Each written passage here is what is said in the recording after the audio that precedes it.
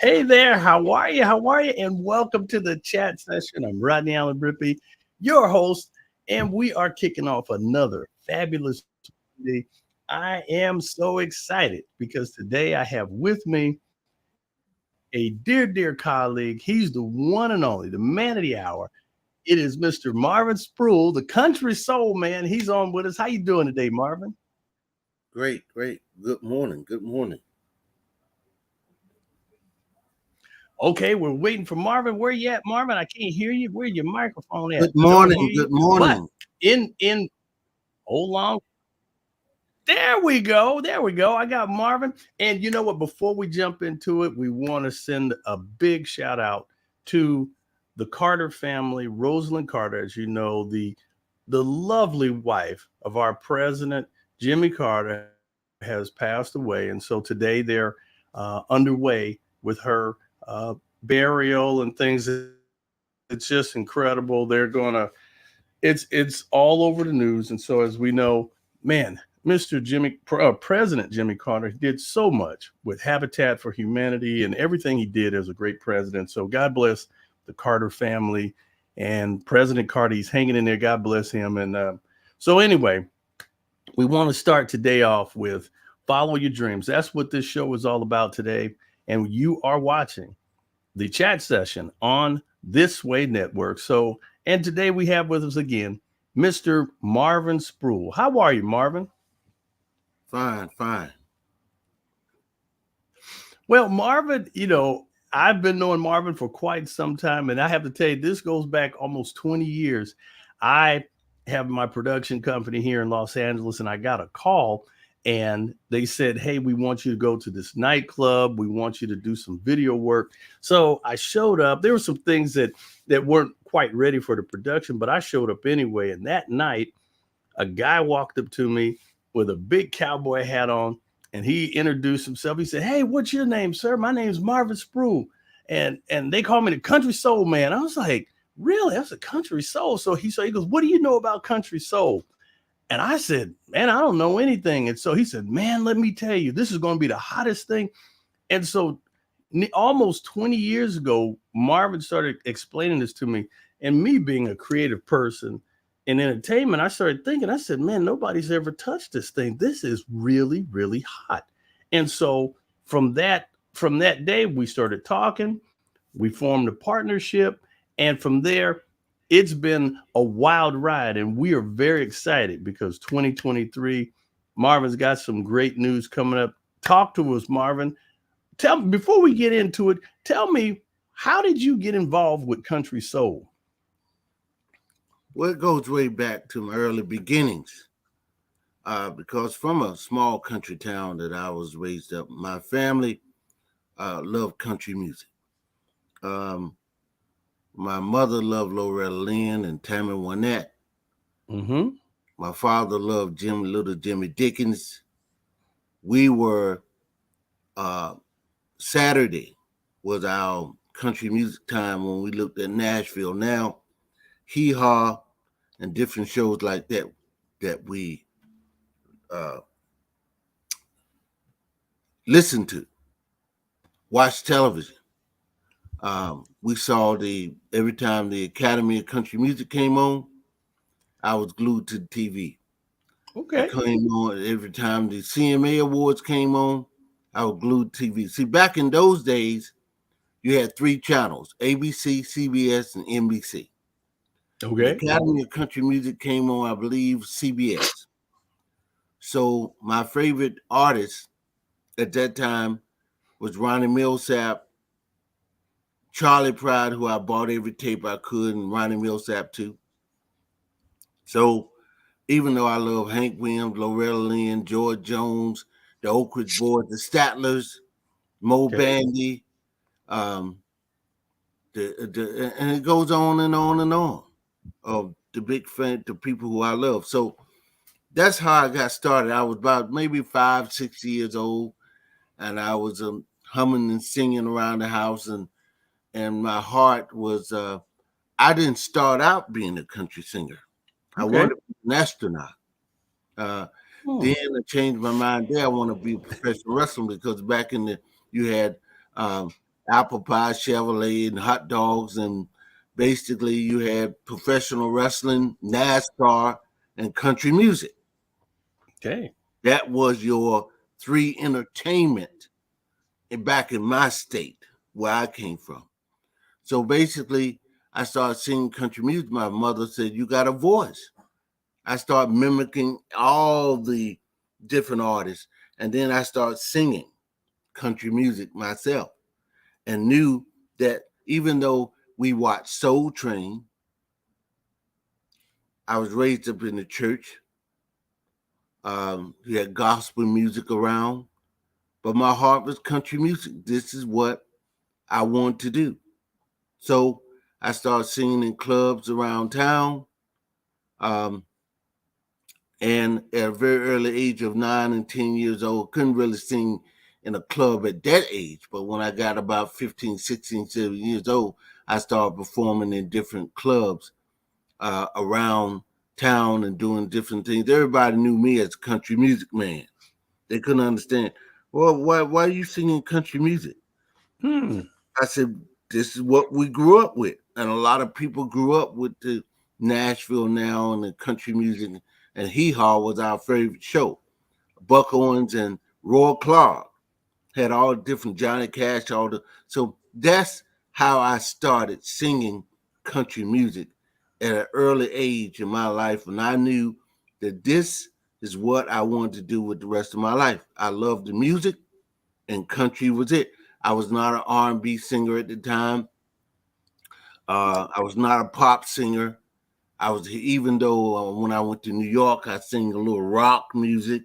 I experimented Okay. with the Def Leppard, Twisted Sister, Motley Crue, what you call the British invasion of Wow.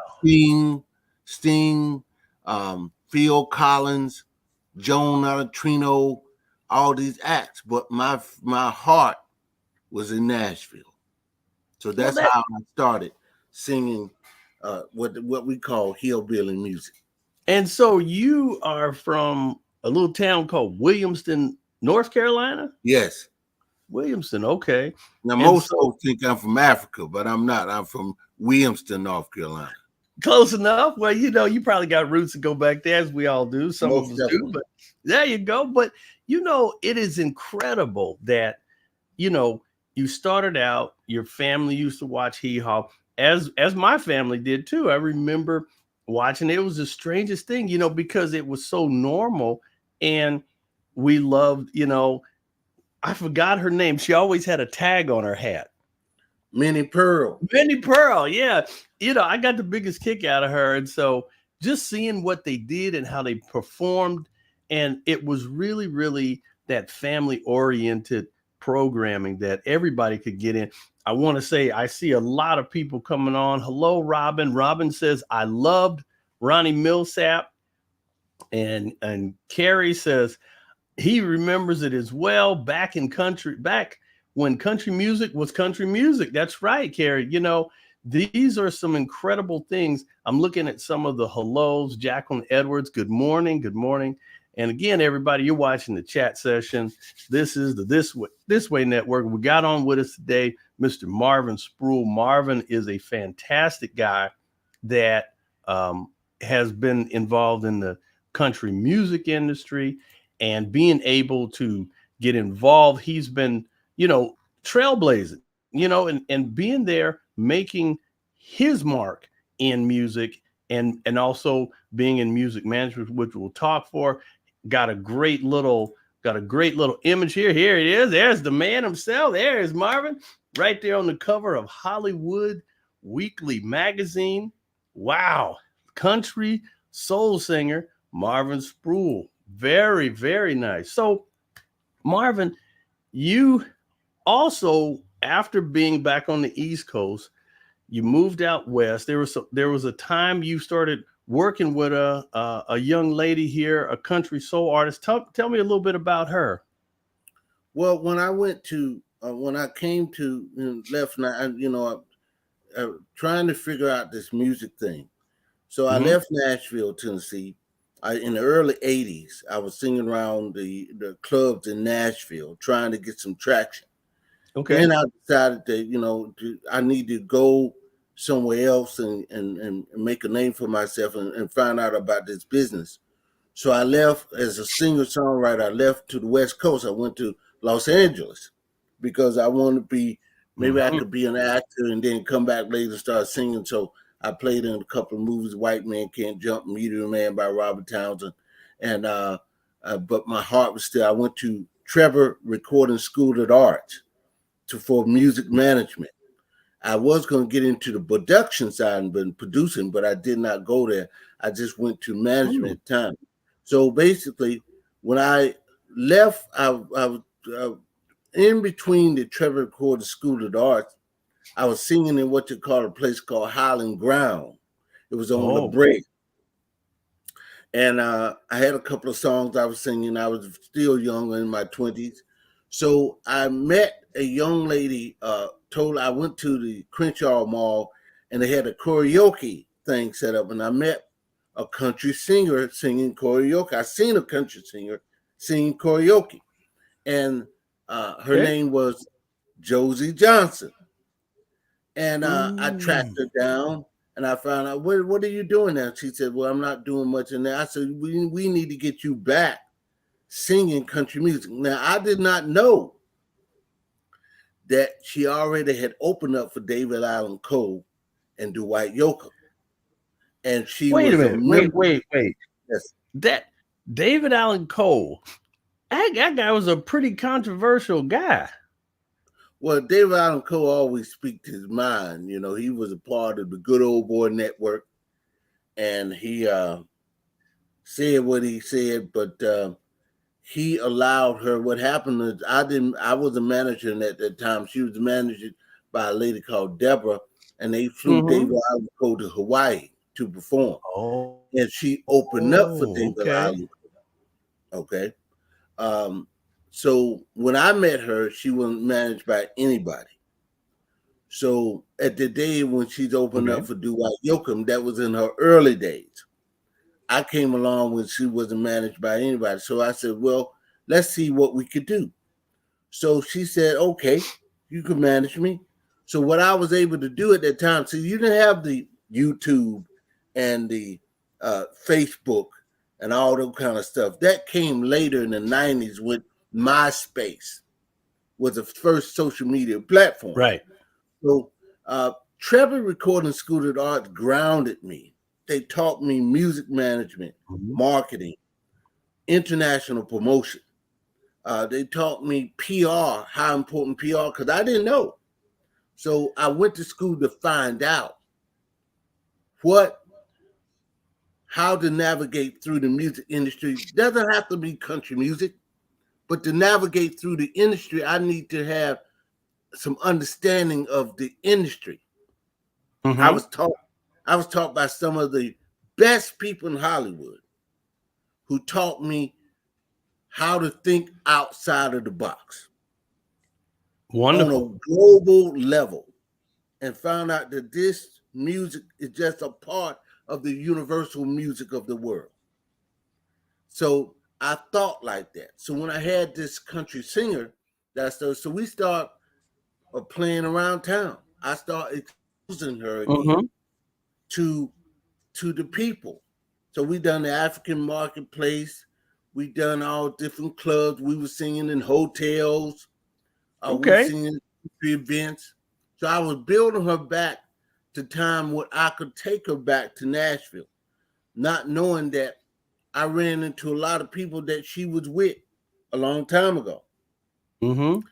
So Hollywood was young at that time when I was Okay. there. Mm-hmm. And so it was open to a lot of different things in terms Okay. of change. And I was in that change that was going on. And people was fascinated by me being an African American and a country music manager. So that Right. opened up a lot of big eyes that this man for so young who loved country music and a manager. I was intending on continue with my singing career, but I had this fantastic country soul singer. That's the first time I That was the second time I heard the term country soul. Now I didn't know what country soul was. They said, Marvin, you a country soul singer. I said, what's that? I didn't know what it was.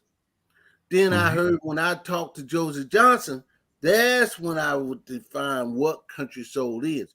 It was just a mix of R&B and country blended into the middle sound. And when Ronnie Millsap was singing it, and Charlie Pride, and Barbara Mandrell, and Kenny Rogers, and Ray Charles, it all made sense. Okay. But this woman was following behind a trend that was not called country soul at that time, but it was soulful music. Okay. Conway Twitty said, always keep the music soulful. So I started managing her, and I managed her for a lot of years, and we started moving up the ladder. And I started recognizing her. She started being recognized again. And everybody, I became a member of the California Country Music Association. I became a member of the Academy of Country Music at that time. There was country music people from the Academy of Country Music who sponsored me in as a member of the Academy of Country Music. Wow. So I had people who loved what I was doing because I was the only one. Now, Marvin, hold on. You told me one time that, and I just want to go back, when you were in Nashville, you were able to overcome so much, and you didn't let anything stand in the way because you were following your dreams. When you were in Nashville, you were able to get inside some of the biggest country music labels. Can you talk about that? How did that happen? Because I became a member of the Academy of Country Music. Let me explain something to you. Okay. A lot of people don't understand the political politics of the game. You have to be a member of these important organizations in order to meet the people in charge of the NCA. Being a member of the CMA allowed me to go to these special events to meet all the presidents of labels. Wow. What's called a townhouse meeting. And I met all from Atlantic to RCA, the Capitals, the Giant Records at that time. I met all the presidents of those labels. That gave me an edge above everybody else because now I sat down with these labels. I could pick up the phone and get the presidents of these labels, not the A&R guy, but the president of the labels. I always knew you got to get with the person who can sign the check. And I got with the presidents of these labels because I knew if I can get them behind me, I can move forward. I met the president of Bobby Lee Attractions, who told me, if you can get this girl a deal, I'll book her because I know exactly where you're going with it. And I want to be a part of that. So I was able to get around a lot of stuff that a lot of people was facing because people liked me and they picked up the phone and got me with the right people as I was going upward. Okay. So I was able to get around a lot of the political politics because I was inside of the organizations that matter. And I wasn't afraid of nobody. Before, when I was in a room, I networked that whole room. I learned that networking was the most powerful tool that you could ever use. And I found out everybody in that room before they leave. Well, Marvin, there's a lot of really emerging country soul artists. I had the pleasure of interviewing the one and only Reese Palmer, just an incredible woman of country soul. Who are some of the names that are really hot right now? Well, you have Darius Rucker. You have Kanan Brown. You have Michelle, Late Girl. You have Mickey Gotten. Oh, yeah, yeah. You have the Chapel Hart. Mm-hmm. You have all these different artists of that's coming in right now to Mm-hmm. the scene, and you have a lot of R&B artists merging over into country music now. Mm-hmm. You see, so a lot of these artists' roots has been country music. Now, when you go back to who came before them, Tina Turner, Mm. "Country in My Soul." You had the Carter family. You had the Staple Singers Okay. that was singing country music. The Pointer Sisters had a big Wow. song called "Fairy Tales." So you had all Linda Martell, Mm-hmm. you know, D4 Bailey. You had all these influences by African Americans in that genre who Wait a helped minute. And you shape told the me, hold country on, music. Marvin. You told me something about D. Ford Bailey and the Grand Ole Opry. What was that Yes. about? Well, remember, do you see the old Confederate films back in the day when you see the Mhm. barns and the people playing the violin and then barns of people do see do hey. See, Right. the Grand Ole Opry was not called, it was called the Louisiana Hayride. And they Oh, would play in barns and all through the South. And what D4 Bailey did, he influenced mm, George D. Hayes to name the Grand Ole Opry what it is. He influenced it because he was one of the first bright stars of the Grand Ole Opry back in the 20s and the 30s. And he would sit on 5'11", sitting on the Coke bottle, imitate chains, hounds, foxes, and all that kind of stuff. And he was called the harmonica wizard. okay. So he influenced, he put a dent in country music at that time and became one of the greats in country music. D4 Bailey will Hmm. always be remembered as one of the great people who graced the stage of the Grand Ole Opry. Wow. And so, Marvin, you've been working, I know that you've been working tirelessly to be able to bring the Country Soul Music Awards to the forefront. And you've been very, very dedicated. The Country Soul Music Awards, and that's going to be coming in 2023. Is that so? Well, 2024 now. Okay. 2024, excuse me. Boy, this year, yeah, the year's going 2024. by. Yeah, 2024, Let me excuse me. say how that came. Let me tell you how that came about. Mm-hmm. The first country music showcases Mm-hmm. were here's the thing. The industry was saying at that time, certain people, members of the industry, were saying that we can't find any black country singers. Mm. They're non-existent. The only thing we could find is the Jane Ingram lookalike, and they ain't bad. But that was not true. So the organizers, see, Cleve Francis set up the BCMA, the Black Country Music Association, Mm. to say, yes, there is a such thing as black country music. There is a such thing as African American music. But the industry at that time, because of political politics, Mm. they did not want to hear.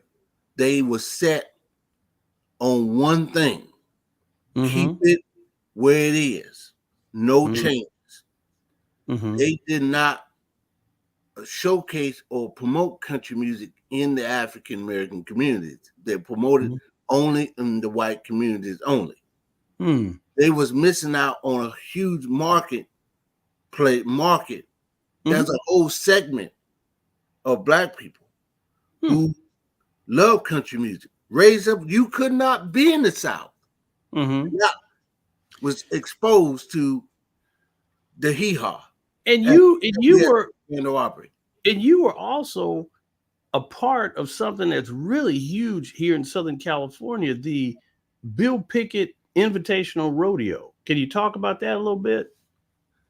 I met a lady walking down Pasadena car, looking for a car, and I met a lady.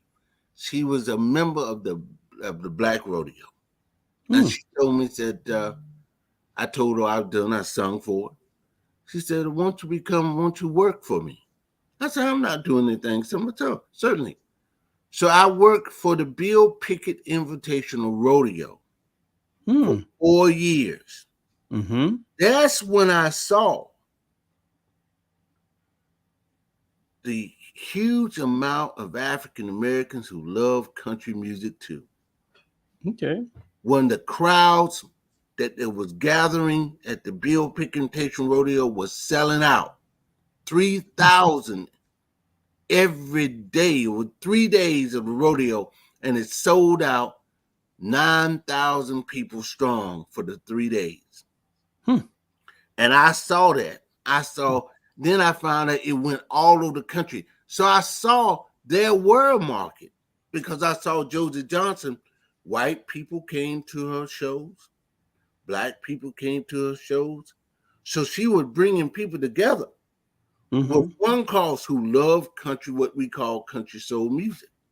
And Marvin, so you're looking at also when you say country soul, it's not about skin tone, it's about the sound. So there are Latin country soul singers. True? Sure, there's Latin country because there was two famous ones. One was Johnny Rodriguez and Freddie Flinder, Okay. two of the biggest country music stars. Uh, So with what you're doing, mhm. you have so many different things coming. 2024, you've got the Country Soul Music magazine coming. What's going to be happening with that? Well, the magazine is to expose these artists that could not get traditionally exposed. We are Mm-hmm. niching a market here. Mm-hmm. We're niching a market here. This is Okay. the first country soul music magazine ever. Okay. Ever. There's no country soul music magazine. This is the first one ever. So we are niching a market that's already there. As I said earlier, with the country music showcases that went down in Nashville. Mm-hmm. Me and John Keaton done the first annual Black Country Music Special to show the industry that there was a market there. But like I said, this is not about color because you have, like I said, Ronnie Millsap. You have Chris Stapleton. Mm-hmm. Tennessee Whiskey is a country soul sound. Luke Yeah. Bryant. All of them now mixing the element of hip hop and country music into their music now. Mm-hmm. A different style, a sound is coming out. Carrie Underwood with her Mm-hmm. country soul sound. So Mm-hmm. you have those mixtures in country music now that has an influence of soul music involved in it. Now, when you Mm-hmm. go all the way back to the early days of country music, Grand Ole Opry, Ernie Tubbs mixed R&B into his music Mm-hmm. at that time. He was the only man who introduced electric guitar at the Grand Ole Opry. Nobody ever done that. Marvin, one of our viewers said, AC Cruz said, we grew up on Freddie Flinder, and one day her dad had the pleasure of meeting him. So that's awesome. You know, Marvin, here, and you also have a wine label coming, Country Soul Wines. This is incredible. So you've got so many ancillary markets and things that are coming and being birthed out of it. This is interesting. So it's not just about the music, it's the lifestyle. Marvin, listen, we can go on and on and on. We need to have you back again to have a part two. But you know, if you can, how can people, if there are any country soul artists out there who are also following their dreams, how can people get in contact with you? Uh, you can reach me at Marvin Events 05 at gmail.com. Okay. Reach me there, Marvin Events, Marvin Events, Events 05 at gmail.com. I always Cool. respond to that. But I want to say in terms of the future of what's happening with Mm-hmm. country soul music, it is bright. The future is very bright, and for the music, and it's happening every day, and Mm-hmm. changes happen. So I'm grateful that I'll be to the good Lord that I can follow my goals and my dreams and my aspirations. And There you whether go. it's good or bad or whatever I may face, I'm happy doing what I love to do. And that is helping independent artists to navigate through the maze. So I would tell everybody, whatever your dreams are, follow them. They will take you. I have traveled all over the world with different groups. And I've seen things that a lot of people have never seen because I followed my dreams. Your dreams will take you to places and it will make you more happy than just settling just for anything. So I like doing what I love to do, and I'm continue doing as long as I can do it. Well, Marvin, thank you for being on with us again. And also, you have a cool group that's on stream, not StreamYard, but it's on uh, the Clubhouse. You actually have a Yes, I have a clubhouse, Country Soul Music Clubhouse. Yes, country soul music on and it Clubhouse. So, happens on every Thursday night at 7 mm-hmm. p.m. Pacific time. No, yeah, I think this Pacific. Yep. Pacific time, 7 o'clock Mm-hmm. Pacific time. Country Soul Clubhouse happens, and we play new music all the time. Okay, breaking new artists there on Clubhouse, 7 p.m. And that is Country Soul Music on Clubhouse. Marvin, thank you so much for being on with us. We've got comments pouring in from our fans here watching. Everybody, thank you, and have a wonderful. And also check Mhm. out the merchandise that we're gonna be having, Country Soul merchandise. So check that out too. Check out the Country Soul merchandise. Country Soul fashion is also coming. A lot of cool stuff. Again, everybody, you just heard a great interview here on the chat session, the This Way Network. That's Mr. Marvin Spruill, Country Soul Man, and everybody have a blessed Monday and a great rest of the week. God bless. And again, to the Carter family, God bless you all. Take care. See you next time. All right.